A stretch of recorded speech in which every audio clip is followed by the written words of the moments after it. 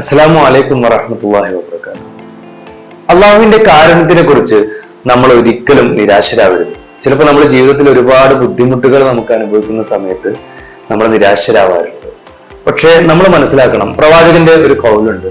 അതായത് സമുദ്രത്തിൽ ഒരു ചെറിയ മുട്ടുസൂചി കുത്തി എടുക്കുന്ന സമയത്ത് അതിന്റെ തുമ്പിൽ നിന്ന് താഴേക്ക് വീഴുന്ന ആ ജലകണിക, അതിന്റെ അത്ര അളവിലുള്ള കാരുണ്യം മാത്രമാണ് അള്ളാഹു സുബ്ഹാനഹു വ തആല ഈ ഒരു ഭൂമിയിൽ നിക്ഷേപിച്ചിട്ടുള്ളത് എന്നുള്ളത്.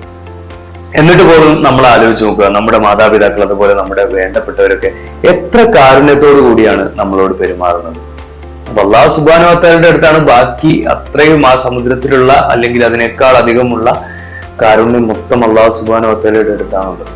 എന്നിട്ട് നമ്മൾ പടച്ചവന്റെ കാരുണ്യത്തിൽ പ്രതീക്ഷയില്ലാത്തവരായി ജീവിക്കുന്നു. അതൊരിക്കലും പാടില്ലാത്ത കാര്യമാണ്. ഇത്രയും കാരുണ്യം പടച്ചവന്റെ അടുത്തുണ്ട്, അല്ലെങ്കിൽ അതിനേക്കാൾ നമുക്കറിയാത്ത അത്രയും കാരുണ്യം പടച്ചവന്റെ അടുത്തുണ്ട്. അതുകൊണ്ട് തന്നെ നമ്മൾ ഒരിക്കലും നിരാശരാകരുത്. ഇന്നല്ലെങ്കിൽ നാളെ അള്ളാഹു സുബ്ഹാനഹു വ തആലയുടെ കാരുണ്യം നമുക്ക് കിട്ടും എന്നുള്ള പ്രതീക്ഷയോട് കൂടി തന്നെ ജീവിക്കണം.